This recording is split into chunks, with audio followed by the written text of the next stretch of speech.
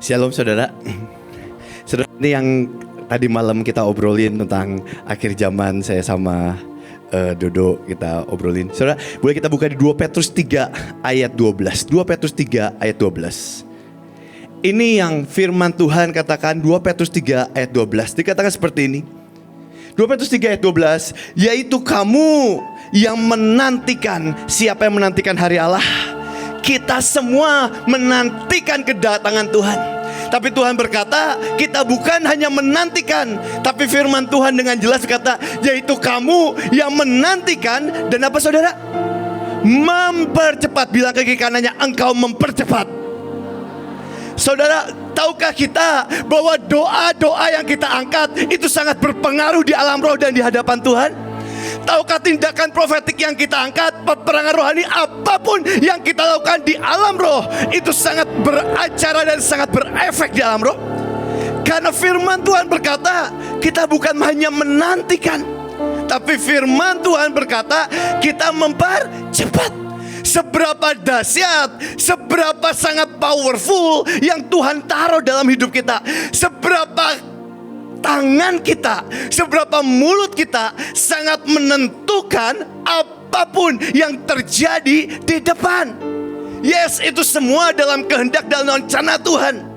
Tapi dalam kerendahan hati Tuhan, Dia memberikan semua otoritasnya dalam hidup kita.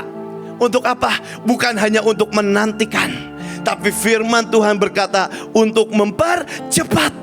Itulah makanya saya juga kemarin tadi bilang, pas ngobrol-ngobrol, kita punya sangat dahsyat kunci yang sangat menentukan di akhir dari akhir zaman. Saudara boleh judul slide-nya.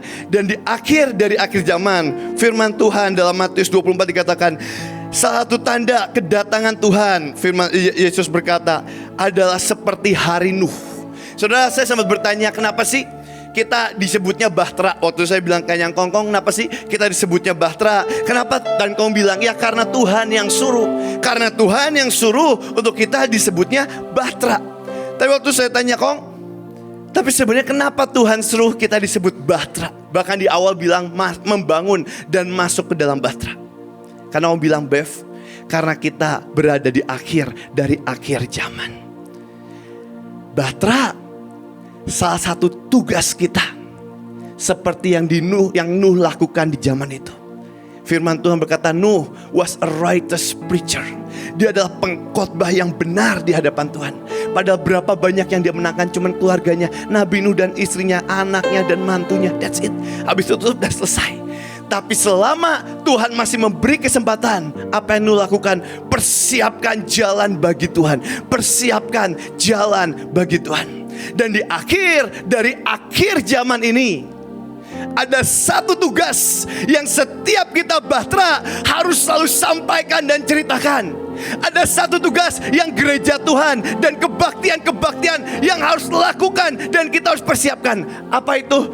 Prepare the bride. Mempersiapkan sang mempelai untuk menyambut raja kita datang di awan-awan. Mempersiapkan sang mempelai dengan tanda-tanda. Firman Tuhan berkata, waktunya, tepatnya gak ada yang tahu, cuman Bapa yang tahu. Tapi Yesus berkata, tapi engkau akan lihat tanda demi tanda.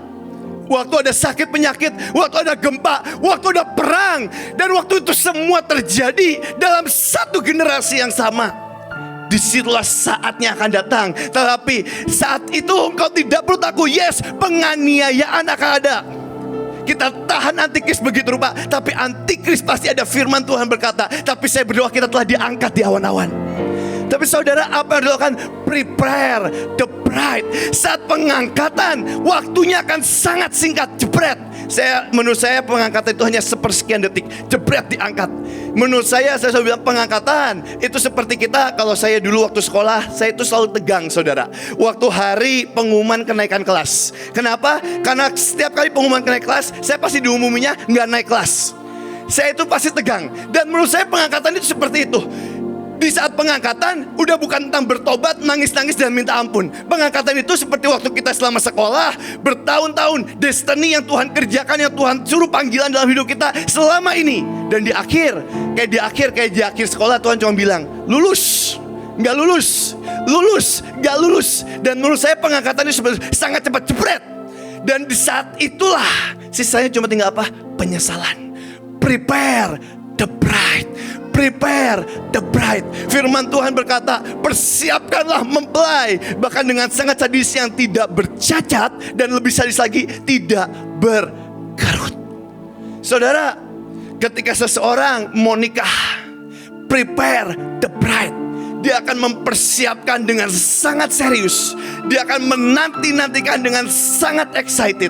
Dia akan mempersiapkan semuanya. Mungkin cukup tegang, yes, ada dak-dikduknya, ada excitednya, ada sukacitanya. Tapi apa yang Tuhan mau di akhir dari akhir zaman? Prepare the bride. Karena kita adalah mempelainya yang kudus, yang murni, yang tak bercacat dan tak berkerut. Dan Tuhan mau setiap kita, waktunya sudah sangat singkat. Prepare the bride. Persiapkan sang mempelai. Saudara gak percaya seberapa tegang orang kalau mau nikah? Saudara lihat Stephen Timothy, Bapak Stephen Timothy. Setiap hari telepon sama saya, ngobrol sama saya. Dan setiap kali kalau ngobrol, telepon, semua isinya cuma satu: dia mau nikah, tentang pernikahannya. Jadi atau enggak terserah Tuhan. Tapi pernikahannya itu dia siapkan tegangnya, dak-dikduknya. Prepare the bride. Walaupun sangat berbeda jauh ya pernikahan nanti anak domba dengan Stephen Timothy, jauh banget.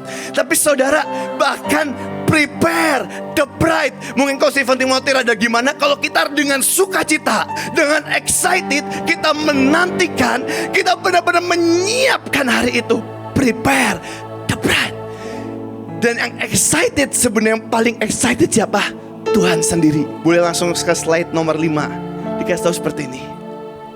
Dalam Yohanes dikatakan seperti ini. Seberapa excited Tuhan, seberapa excited Tuhan untuk mempersiapkan para mempelainya. Saudara, kata-kata terakhir waktu orang sebelum pergi, waktu orang sebelum nggak akan ketemu lagi, kata-kata terakhir akan jadi kata-kata yang paling penting dalam hidupnya. Dan dalam Pesan dikatakan seperti ini. A jar sort of wine was sitting nearby. Ketika Yesus berada di kayu salib, dikatakan seperti ini. So they soak a sponge with it and put the stalk of hyssop and rise it to his lips. Saya juga gak terlalu ngerti artinya. Tapi katanya seperti ini. When he had sipped the sour wine. Ini di akhir ketika Yesus berada di kayu salib, di kayu yang terkutuk ini, dia dikatakan kata-kata terakhir. He said, dia berkata, it is finished. Apa? My bride. Seberapa penting dan seberapa jeritan hati Tuhan di akhir zaman untuk berkata, persiapkan mempelaiku. Dan mempelai itu bukan hanya tentang bicara tentang 6 panggilan, 7 panggilan dan ada panggilan mempelai, tapi kita semua akan menjadi mempelai yang tak bercacat dan bercela, yang masuk ke dalam perjamuan kawin anak domba. Walaupun Pak Yusak bilang, kamu bilang gak semua jadi mempelai, karena gak semua bisa gak mau mempersiapkan hidupnya dan sampai dalam destiny. Tapi Tuhan rindu sebenarnya setiap kita menjadi mempelai di akhir zaman. He bow his head and surrender his spirit to God. Dan dia selesaikan semuanya. Prepare the bride. Mempelai dalam cinta, dalam first love, dalam kemurnian, dalam kekudusan. Prepare the bride. Next slide. Kenapa? Saudara bayangin ya, Yesus pertama kali dia bikin mujizat. Waktu kapan sih perjamuan kawin? Di Kana. Mujizat pertama Yesus. Yesus mengakhiri nafasnya terakhir dengan berkata, it is finished, my bride. Dan kita akan mengakhiri semuanya dikatakan, marilah kita bersukacita dan bersorak-sorai dan memuliakan Dia, karena hari perkawinan anak domba telah tiba. Siapa yang percaya kita ada di perkawinan anak domba? Yes. Inilah akhir dari akhirnya Tuhan siapkan untuk setiap kita. Tapi saudara, yang paling sangat sedih ya, hari ini dengan sangat sedih, saya juga ada bingung dengan pengajaran grace, hyper grace dan sebagainya. Tanpa sadar kita disetting, dipersiapkan untuk ada dalam bagian dunia ini, untuk fit dalam dunia ini. Tapi Tuhan berkata dunia itu tidak pernah jadi bagian kita. Kita dipersiapkan untuk kemuliaan yang kekal. Kadang yang bahaya dalam pengajaran hyper grace, semua itu santai, semua itu dalam pertobatan, semua itu gak apa-apa. Tapi akhirnya apa? Mempelai di akhir zaman tidak dipersiapkan. Pada waktu mempelai itu dipersiapkan, dia mempersiapkan all out. Dan kata-kata seperti ini, dan pengantinnya telah siap sedia, dan kepada dikaruniakan memakai kain lenan halus yang berkilau, yang putih bersih. Lalu ada perbuatan orang kudus, lalu ia berkata, tuliskanlah, berbahagialah mereka yang diundang dalam perjamuan kawin anak domba. Katanya lagi kepadaku, perkataan ini adalah benar, perkataan dari Allah. Dan saudara, apa yang harus dipersiapkan untuk para mempelainya di akhir zaman? Kejadian 4 ayat 1. Kemudian manusia itu bersetubuh dengan Hawa istrinya, dan mengandunglah perempuan, lalu melahirkan Kain. Maka kata perempuan itu, aku telah mendapat seorang anak laki-laki dengan pertolongan Tuhan. Selanjutnya dilahirkannya Habel adik Kain, dan Habel menjadi gembala kambing domba, Kain menjadi petani. Setelah beberapa waktu lamanya Kain mempersembahkan sebagian dari hasil tanah itu kepada Tuhan sebagai korban persembahan. Di akhir zaman ini akan selalu ada dua tipe orang, dua tipe anak Tuhan. Bahkan kalau saya boleh bilang, satu anak Tuhan yang punya hati seperti Habel, satu anak Tuhan yang mempunyai hati seperti Kain. Dua-duanya datang kebaktian, dua-duanya menyembah Tuhan, dua-duanya mengangkat korban. Tapi apa yang membedakan di akhir-akhir zaman ini, dikatakan seperti ini, maka Kain mempersembahkan sebagian dari hasil tanah itu kepada Tuhan sebagai korban persembahan. Saudara, yang paling bahaya waktu sama Tuhan adalah ketika dia datang dalam kemuliaannya, dan hukum-hukum rohnya itu tetap harus terjadi. Dan mau gak mau, dalam dunia ini ada yang disebut hukum tabur dan tuai. Banyak dari kita sangat ingin menuai semua yang ilahi, tapi kita lupa untuk menabur all out di hadapan Tuhan. Dan Kain mempersembahkan sebagian dari tanah. Dan ayat 4, Habel juga mempersembahkan korban persembahan dari anak sulungnya, yakni anak lemak-lemaknya. Dia mempersembahkan the best, all out. Dia mempersembahkan semuanya di hadapan Tuhan. Maka Tuhan mengindahkan Habel dan korban persembahannya itu. Tetapi Kain dan korban persembahannya tidak diindahkannya. Dan ayat 5 saudara lihat, lalu hati Kain menjadi sangat panas dan mukanya muram. Saudara pernah lihat pelayan-pelayan Tuhan, kita memulai dengan dahsyat di awalnya, tapi hari-hari ini kenapa ada anak-anak Tuhan yang mukanya panas, yang hatinya panas, mukanya muram? Dia datang pada hal pertama dengan cinta. Kenapa sih? Karena ada hukum tabur tuai yang kena dalam hidupnya. Dan waktu dia mengangkat yang sebagian daripada Tuhan, dan waktu Tuhan lebih mengindahkan yang lain, di situ mulai panas datang, di situ mulai kemarahan datang, di situ mulai kekecewaan datang. Saudara, waktu kita angkat korban ke Tuhan, itu selalu tidak pernah tentang bagus-bagusan. Itu selalu tidak pernah tentang hebat-hebatan. Kita gak pernah dipanggil untuk lebih hebat dari saudara kita. Tuhan panggil kita untuk mengangkat persembahan dengan all out semuanya, tapi bukan tentang hebat-hebatan. Ingat, ada orang yang punya 1 talenta, ada orang punya 2, 3, 4, dan 5. Orang yang punya 1 talenta, waktu dia berikan semuanya ke Tuhan, buat Tuhan berkata, ini hamba yang baik, setia dan semuanya. Tapi orang yang punya 5, kalau dia kubur sebagiannya dan dia tetap cuma angkat sebagiannya, buat Tuhan, dia tetap hamba yang jahat. Hidup sama Tuhan itu bukan tentang seberapa hebat di antara kita dan yang lain. Hidup sama Tuhan, seberapapun talenta yang Tuhan kasih, kita angkat the best all out kepada Tuhan. Saudara, kalau ngomongin talenta, jujur ya, saya sama yang lain jauh. Saya sama Stephen Timothy aja jauh. Saya disuruh adu apapun kalah. Kemarin Dodo Stephen ini ngomong ke saya gini, Bev, sahamku lagi turun, saham apalah, saham lagi turun. Terus saya bilang ke Dodo, aduh aku nggak ngikutin saham. Terus Dodo bilang, enak ya jadi orang miskin gak ada pikirannya. Saudara, kenapa? Memang itu bukan talenta saya. Saya memang gak punya talenta di situ. Tapi setiap talenta yang Tuhan kasih dalam hidup kita, bagian kita apa? Angkat all out di hadapan Tuhan. Saya selalu bilang setiap kali khotbah, saya selalu bilang ke hati saya, anggap ini sebagai khotbah terakhir saya. Anggap ini sebagai pujian terakhir saya. Anggap ini sebagai penyembahan terakhir saya, sebelum Tuhan tiup sangkakala dan kita diangkat jepret hilang. Waktu kita mau memberikan all out di hadapan Tuhan, itu bukan tentang hebat-hebatan, bukan lebih kaya siapa, lebih kuat siapa, lebih berhasil siapa. No, itu cuman angkat yang terbaik di hadapan Tuhan. Dan di akhir dari akhir zaman ini, yang Tuhan panggil mempelainya, mari mulai jalan pertama dengan selalu memberikan yang terbaik di hadapan Tuhan. Boleh lihat di message-nya dikatakan seperti ini. God spoke to Cain. Tuhan ngomong ke Cain, why this tantrum? Kenapa tantrum? Saudara pernah lihat anak tantrum? Menurut saya nggak tahu ya, tapi menurut saya setiap orang tua yang punya anak pasti minimal ngelihat anak minimal 1 kali tantrum.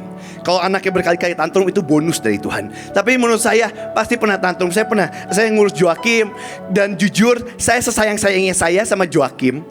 Waktu Joakim tantrum, waktu itu saya bawa Joakim ke pesawat. Kata orang kalau di pesawat harus kasih susu sebanyak-banyaknya biar tidur. Jadi saya ngikutin saran dari ahli-ahli itu. Tapi setelah saya kasih susu yang banyak-banyaknya, pas mau terbang, dia tidur. Dan saya seneng banget, katanya biar kupingnya gak sakit. Akhirnya saya kasih susu banyak-banyaknya, dia tidur. Tapi pas dia mau baru take off, baru terbang dikit, tiba-tiba dia lagi tidur, muntah, muntah kena baju saya. Dan akhirnya apa?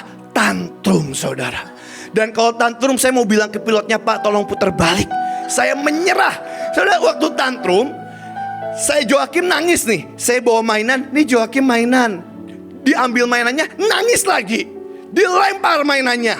Dia minta mainan lagi, gak dikasih, tambah nangis. Dia minta makan, dikasih makan, tetap nangis. Gak dikasih makan, tambah nangis. Dilihat orang lain minta digendong, dikasih ke yang lain, tambah nangis. Gak dikasih, nangis. Saudara pernah lihat orang yang kecewa dan kepahitan sama Tuhan? Mungkin kita pernah ngalamin tantrum, nyebelin saudara. Saya aja sesayang-sayangnya saya sama Joakim, kalau Joakim lagi tantrum gitu, saya kasih ke susternya, nih Ola tolong. Nyebelin jujur aja. Tanpa sadar kita minta, Tuhan aku mau ini, Tuhan aku mau jodoh, aku mau pacar, dikasih pacar, pacarnya nyebelin, marah ke Tuhan. Aku minta uangnya kurang banyak, marah ke Tuhan. Aku minta kerjaan susah, marah ke Tuhan. Aku mau pelayanan, dikasih pelayanan kesibuk, marah ke Tuhan. Akhirnya apa? Tantrum. Tapi awal dari orang Kristen jatuh tantrum apa sih? Karena dia gak pernah mau mengangkat yang terbaik untuk Tuhan. Dikatakan seperti ini yang Tuhan bilang, why the sulking? Kenapa kamu sulking? Dikatakan seperti ini, if you do well, won't you be accepted? Kalau engkau memberikan yang terbaik pada Tuhan, bukankah aku akan menerimanya?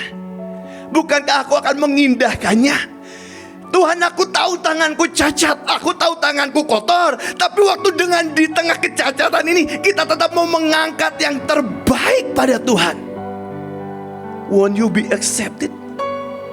Dan ini yang paling bahaya.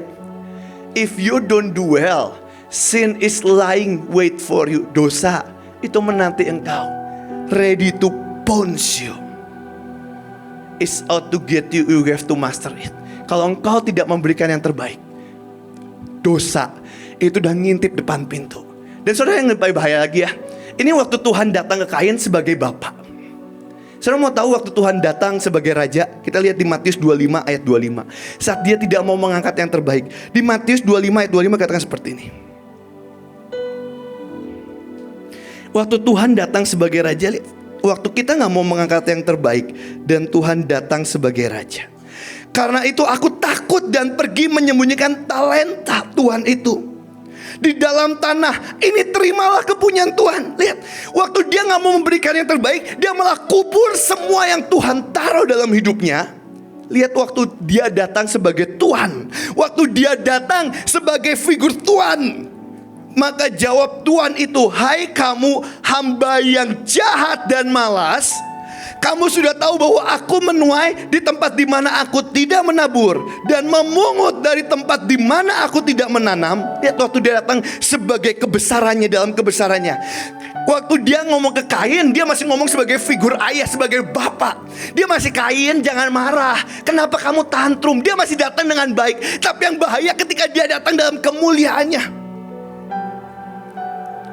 Ayat 27, karena itu sudahlah seharusnya uangku itu kuberikan kepada orang yang menjalankan uang, supaya sembaliku aku menerima serta dengan bunganya. Ayat 28, sebab itu ambillah talenta daripadanya dan berikanlah kepada talenta itu, karena setiap orang yang mempunyai kepadanya akan diberi, dan setiap orang sehingga ia berkelimpahan. Tapi siapa yang tidak mempunyai, apapun juga yang ada padanya akan diambil daripadanya. Dan ayat 30, ini yang paling bahaya. Ini yang akhirnya membuat orang kecewa, marah, kepahitan, dan mengakhiri perjalanan pahlawan imannya. Dan campakkanlah kepada hamba yang tidak berguna itu ke dalam kegelapan yang paling gelap. Di sanalah akan terdapat ratak dan kertak gigi. Tapi saudara perhatikan, waktu ada seseorang yang punya hati Habel, yang mau memberikan yang terbaik di hadapan Tuhan, gak peduli dia penuh dengan kecacatan dan kelemahan, gak peduli dia talentanya gak sebanyak yang lain. Waktu dia mau memberikan yang terbaik pada Tuhan, akan ada spirit Kain atau roh Kain yang berusaha membunuh Habel. Saudara, itu makanya kenapa banyak orang nanya, Bev, kenapa ya waktu aku gak serius sama Tuhan, seakan serangan itu gak ada, masalah itu gak datang. Tapi waktu aku mutusin aku mau serius sama Tuhan, seakan masalah datang dalam ekonomi, dalam bisnis. Selalu aja ada tantangan, ada masalah, ada tembok. Kenapa? Karena memang ada spirit Kain yang dimulai dari dunia pertama. Waktu ada orang mau memberikan yang terbaik, spirit Kain itu, roh Kain itu marah. Dan akhirnya apa? Mereka berusaha menganiaya orang yang memberikan yang terbaik pada Tuhan. Kenapa saya mau ngomong gini? Waktu kita mau mengangkat yang terbaik sama Tuhan, untuk Tuhan, saya mau bilang yes, pasti akan ada serangan, ada tantangan, ada tembok. Karena memang dari zaman Habel pun itu terjadi. Karena ada waktu setiap kali ada yang terbaik diangkat, roh Kain akan mengamuk dan berusaha membunuh. Dan bukankah di akhir zaman itu pun jadi antikris? Tidak akan menyerang orang-orang biasa, nggak akan. Orang yang bilang, saudara, orang yang bilang semua diampuni satu kali, ada satu penginjil yang berdiri di garis depan, yang dia punya keluarga dan saudaranya akhirnya mengakhiri dengan martir. Dia ngamuk ke pendeta-pendeta yang ngajarin Happy Grace. Terus dia bilang kayak gini, kalau orang-orang dibilangin semua bisa minta ampun, semua minta ampun, dosa gak apa-apa, dosa gak apa-apa, gimana nasib saudara-saudaraku yang menginjil, yang memberikan darahnya untuk penginjilan, dan mereka cuma ditanya, suruh ludahin Alkitab, kalau gak aku bunuh. Dan mereka memilih megang imannya, kalau engkau ajarin itu tinggal kita ludahin aja. Dan dia mati, minta ampun, selesai. Antikris tidak akan menyerang orang yang setengah-setengah sama Tuhan. Antikris pasti menyerang, dia menargetkan orang-orang yang selalu mau memberikan terbaik untuk Tuhan. Dari zaman para rasul, mereka mengalami penganiayaan. Bahkan yang paling sadis ya, hari-hari ini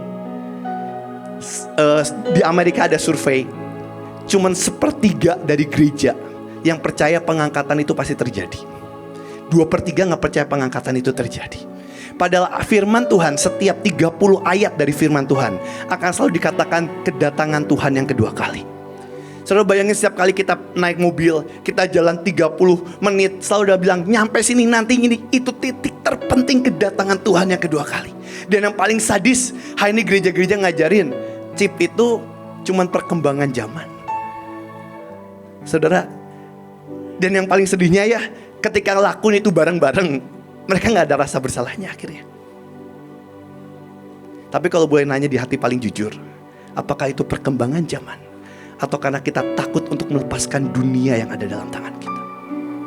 Boleh slide kedua terakhir. Habis itu saya mau tampilin video simpel, habis itu selesai. Slide kedua terakhir, tampilin seperti ini. Untuk para mempelai Tuhan, prepare the bread. Slide kedua terakhir. Slide terakhir tapi yang kedua terakhir. Ini kita tahu bahwa Allah dari dunia di bawah kuasa sejahat, antikris dan sebagai Illuminati. Tapi Wahyu 12 ayat 10 ayat 12 ini kuncinya saudara. Dan aku mendengar suara yang nyaring dari sorga. Sekarang telah tiba keselamatan, kita suka nyanyi oleh darah anak yang dilemparkan pada pendakwa kita yang mendakwa siang dan malam di hadapan Allah kita. Betapa tekunnya setan berusaha mendakwa kita. Dan mereka mengalahkan dia. Kita kalahkan pendakwa. Di yang kita suka nyanyi kalian oleh darah anak domba, oleh kesaksian kita. Tapi satu lagi yang terakhir yang orang suka nyanyiin. Karena mereka tidak mengasihi nyawa mereka sampai ke dalam maut. Kunci untuk mengalahkan antikris 3. Itu makanya Allah mau tidak akan menguasai. Oleh darah anak domba, darahnya ada dalam setiap kita. Itu membuat kita memberikan yang terbaik di hadapan Tuhan. Oleh kesaksian kita. Dan yang terakhir, tidak mengasihi nyawa kita sampai ke dalam maut. Kita suka disetting, diajarin dengan motivasi bahwa kita ada di dunia ini untuk jadi di dunia ini. Tapi kita tidak pernah ditempatkan untuk dunia ini. Kita ada untuk kekekalan. Boleh satu video simple? Saya kemarin waktu lihat YouTube, saya lihat video ini. Ini Indonesia saudara. Bahasa Indonesia sorry. Ini kejadian telah terjadi ribuan tahun yang lalu, lihat saudara. Pada awal tahun 1960-an, seorang pria sedang merenovasi rumahnya. Waktu dia merobohkan temboknya, dia menyadari bahwa tembok itu mengarah ke sebuah ruangan misterius. Dia kemudian menemukan terowongan di balik tembok tersebut. Lalu dia membawa penerangan dan mulai menjelajahinya. Ia kemudian menyadari bahwa terowongan ini lebih dalam dari yang ia perkirakan sebelumnya. Namun dia tidak mengetahui bahwa tempat ini merupakan kota bawah tanah terbesar di dunia. Di sini terdapat tempat perlindungan, gudang persediaan. Tentu saja mereka memerlukan binatang ternak, jadi terdapat juga kandang. Ada sekolah misionaris, gereja, gedung pemerintahan, dan area kuburan besar. Tapi bagaimana cara orang-orang ini bernapas? Terdapat tempat ventilasi seperti ini, tapi yang ini ditutup saat restorasi. Ini merupakan tempat perlindungan. Ada satu lagi di sana. Ada yang mengatakan bahwa kota bawah tanah ini dapat menampung hingga 20.000 orang di dalamnya. Dan di sini adalah area dapur. Bagian yang kalian lihat ini adalah tandori, tungku tradisional Anatolia yang terletak di lantai. Mereka biasa menempelkan rotinya di dinding tungku dan memasak daging mereka. Ada 2 panci di sini. Tentu saja terdapat cerobong asap untuk mengeluarkan asapnya. Itu cerobong asapnya. Kalian lihat bagian atasnya ada noda asap. Orang-orang biasa memasak makanan mereka saat malam hari agar tidak ketahuan. Tentunya asap tidak terlihat saat malam hari. Tidak semua keluarga memiliki dapur mereka sendiri. Mereka semua menggunakan satu dapur bersama di area umum. Di ruangan yang kalian lihat ini, mereka biasa menyimpan bahan makanan seperti jelai atau gandum. Tahun 30 setelah Masehi, ketika Yesus Kristus telah menyatakan nubuatnya, jemaat Kristen mula-mula sulit menemukan tempat yang aman bagi mereka. Nyawa mereka terancam. Pada abad kedua, orang-orang Kristen tersebut datang ke Antakia, Kaisari, lalu ke sini. Tentu saja mereka mengetahui cara bersembunyi dari penjajah dengan bersembunyi di bawah tanah. Batu-batu keras yang kalian lihat ini merupakan batuan vulkanik. Batu-batu ini sangat keras karena mereka mulai mengeras saat terpapar udara. Namun jika kalian menggali lapisan ini, kalian bisa melihat bahwa lapisan kedua, ketiga, atau lapisan yang lebih dalam sangat lunak. Dan dengan menggali bebatuan ini, mereka membangun kota bawah tanah di sini. Oke deh, thank you. 150-an Nanti malah nonton ya saudara ya. Saudara bayangin ya, satu kali Petrus di dalam penjara ditangkap karena hari itu murid-murid Yesus waktu ditangkepin, Stefanus waktu dibunuh, rakyat senang, dan itu dilakukan oleh Roma. Dan satu kali setelah Yakobus dibunuh, Petrus ditangkap. Dan waktu Petrus ditangkap, firman Tuhan berkata, malaikat datang. Dan waktu malaikat datang, semua belenggu rantai yang kaitan tangannya, kakinya itu lepas. Dan malaikat itu bawa Petrus ke suatu tempat. Dan Petrus waktu sadar, ternyata itu bukan penglihatan. Dan apa yang Petrus lakukan? Petrus langsung lari, Petrus langsung datang ke rumah Maria. Tapi saudara bayangin rumah Maria. Hari itu jemaat Kristen, hari itu jemaat yang percaya Tuhan, dia jumlahnya makin banyak dan makin banyak. Firman Tuhan dari ratusan, puluhan, ratusan hingga ribuan, mereka makin banyak. Tapi mereka dianiaya dan mereka bersembunyi. Dan di mana mereka bersembunyi? Apakah mereka cukup untuk bersembunyi ribuan dalam satu rumah? Akhirnya apa yang terjadi waktu Daniel yang di firman Tuhan dikatakan waktu Petrus nyampe ke rumah Maria, dia waktu buka pintu, ada tengah malam, ada waktu perempuan itu buka pintu, dia kaget lihat muka Petrus karena mereka lagi berdoa. Dia tutup pintunya lagi, dia langsung ngasih tahu yang lain semuanya. Petrus ada di luar. Langsung bukain pintu buat Petrus. Saudara, kenapa bisa kayak gitu? Karena waktu mereka mengalami penganiayaan, mereka berkumpul di satu tempat, mereka doa, mereka nyembah Tuhan. Hari ini waktu kemarin dibilangin desa mandiri dan sebagainya, orang ngetawain, orang bilang itu mau buat apa? Orang ngomongin, itu mah buat apa? Saudara, antikris itu pasti terjadi. Tapi yang saya tahu, saya berdoa, saat kita mengaktifkan dan kita mempercepat kedatangan Tuhan, kita akan sama-sama diangkat di awan-awan.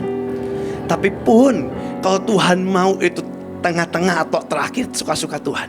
Kalaupun sampai hari itu terjadi, oleh darah anak domba, oleh kesaksian kita yang terakhir tidak menyayangkan nyawanya. Itu makanya kenapa firman Tuhan, dia jual semuanya. Orang-orang rasul awal ya, dia jual semuanya. Dia kasih semua hartanya, beli makanan, dikasih semuanya, hidup sebagai satu jemaat menantikan kedatangan Tuhan. Mereka tuh hebat banget loh. Saya bayangin ya, ini yang di video itu kejadian hujan awal. Mereka waktu ngalamin hujan awal aja kayak gini. Di hujan awal, penganiayaan juga penganiayaan awal. Tapi yang lebih sadis lagi, Tuhan biarkan kita ada di generasi terakhir yang firman Tuhan berkata, hujan awal dan hujan akhir. Akan ada supernatural yang lebih dahsyat yang Tuhan curahkan di tengah-tengah kita. Tapi sejujurnya akan ada penganiayaan yang lebih dahsyat, karena setan tidak pernah mau tinggal diam. Tapi saat sampai hari itu tiba, yang Tuhan mau apa sih kepada mempelainya? Persiapkan, beri yang terbaik untuk Tuhan, dan tidak pernah menyayangkan, lepaskan diri kita dari dunia ini. Sebelum saya selesai, saya lagi baca buku, saudara, buku tentang para martir Fox. Saya mau bacain dikit aja. Waktu saya lihat cerita-cerita ini, saya kagum jujur aja. Mereka hebat banget. Para rasul ya. Hari ini kita diajarin tentang semua lah, finansial dan semua, salah enggak. Karena memang Tuhan mau berikan kita hidup dalam kelimpahan. Terus saudara, kalau saudara lihat para rasul, gereja awal di mana lawatan terjadi, mereka semua mengakhiri hidupnya dengan martir. Nggak ada satupun yang menerima kelimpahan hidup dalam keenakan, dalam istana dan selesai. Semua justru yang mereka punya, kerjaan apapun, mereka tinggalkan. Hanya untuk apa? Iman mereka. Saya mau bacain Yakobus. Di Yakobus, sejarahnya Yakobus ya. Para penulis buku terkenal namanya Clemens Alexandrius. Dia menulis ketika Yakobus dibawa menuju ke tempat eksekusinya, keberaniannya luar biasa menimbulkan kesan yang mendalam pada satu orang yang menangkapnya. Sudah lihat ya, tentara yang mau nangkap Yakobus itu kagum ngelihat keberaniannya, ngelihat cintanya, ngelihat imannya pada Yesus. Dan waktu ditangkap dibilang kayak gini, sehingga yang nangkapnya, salah satu tentara yang menangkapnya, jatuh bertelut di depan Rasul Yakobus itu, minta ampun kepadanya dan mengaku bahwa ia orang Kristen juga. Ia berkata bahwa pada Yakobus, jangan mati sendiri. Dan mereka bilang, akhirnya mereka mati berdua. Yang nangkepnya akhirnya juga dipenggal juga waktu sama Yakobus. Saudara, para rasul ya, saya mau bacain satu lagi tentang Petrus. Waktu itu Kaisar Nero merencanakan untuk menghukum mati Petrus. Ketika murid-murid mendengarnya, mereka memohon kepada Petrus untuk melarikan diri dari kota itu. Dan ia melakukannya. Murid-murid dengar Petrus mau dibunuh, Petrus lagi diincar. Mereka bilang ke Petrus, Rasul Petrus, pemimpin apapun itu, tolong kabur dari sini, pergi karena kamu lagi diincar. Sembunyi tempat lain, kamu lagi diincar. Dan ia melakukannya, dan akhirnya Petrus kabur. Petrus jalan keluar kota itu. Namun ketika ia sampai di pintu gerbang kota, ia melihat Kristus berjalan ke arahnya. Dia melihat Yesus berjalan ke arahnya. Petrus kaget. Terus Petrus menjatuhkan diri berlutut dan berkata, Tuhan, Engkau mau pergi kemana? Kristus menjawab, saya datang untuk disalibkan yang kedua kali. Dan di buku ini bilang gini, melaluinya Petrus tahu waktunya untuk menderita dan mati bagi Yesus sudah tiba. Jadi ia kembali lagi ke kota, dan ia minta agar aku disalibkan dalam posisi yang terbalik. Dan cerita itu ada di mana-mana. Dan salah satu murid dan pendiri gereja di Smyrna yang bernama Polikarpus, dia bilang gini, waktu dia ditangkap dia bilang gini, 86 tahun aku telah melayani dia. Dia ditangkap, diikat, dilempar ke jerami dan siap dibakar. Dan Polikarpus, salah satu murid dari Yohanes, Rasul Yohanes, pendiri gereja di Smyrna, dibilangin Polikarpus di umur 86 tahun, kalau kamu menyangkal Yesus, aku gak akan bakar kamu. Dan dia bilang gini, 86 tahun aku telah melayani dia, dan sekalipun ia tidak pernah mengecewakan aku. Bagaimana mungkin hanya karena jerami dan karena api aku mengkhianati rajaku yang telah menyelamatkan aku. Dan semua para rasul mengakhirinya berada di barisan para martir, dan mereka pulang dalam mahkota kemuliaan. Yang paling sadis, kita berada di akhir dari akhir zaman. Kita adalah pelari terakhir yang seharusnya lebih dahsyat dari mereka semua. Itu juga yang sampai hari ini dipertanyakan, kenapa kita ditaruh di pelari terakhir padahal kita jauh lebih cupu dari mereka. Tapi hebatnya para rasul, saudara, mereka semua itu dikatakan Paulus, yang kuingini itu cuma satu, yang menjadi kebahagiaanku itu cuma satu. Apa Paulus? Bersekutu dalam penderitaan bersama Kristus, mengalami kebangkitan dalam kematiannya. Ketika para rasul mereka menghadapi martir, gak ada satupun yang hadapi dengan ketakutan dan kegentaran. Mereka hadapi dengan sukacita. Bahkan mereka berkata, ini ternyata sekarang waktuku. Dan waktu mereka lihat saudara-saudaranya dihukum mati, dibunuh, digantung, dicincang, diapain pun, dari kejauhan mereka berkata, kapan Tuhan waktuku untuk menderita dan mati bagi Engkau itu tiba. Dan saat orang-orang pertama itu yang pulang, mereka di barisan surga berkata, sebentar lagi nak, sebentar lagi nak, sebentar lagi sahabatku, sebentar lagi saudaraku, aku telah menyelesaikan dengan sangat dahsyat. Kamu pun pasti menyelesaikan dengan sangat dahsyat. Salah satu hamba Tuhan besar, Rick Joyner, hari-hari ini dia lihat dalam penglihatan, surga itu udah menanti orang-orang kudusnya sudah berdiri. Yohanes Pembaptis bilang, persiapkan karena waktunya sudah sangat singkat. Hari ini para pasukan Tuhan, prepare the bride, karena waktunya sudah sangat singkat. Kita berdoa.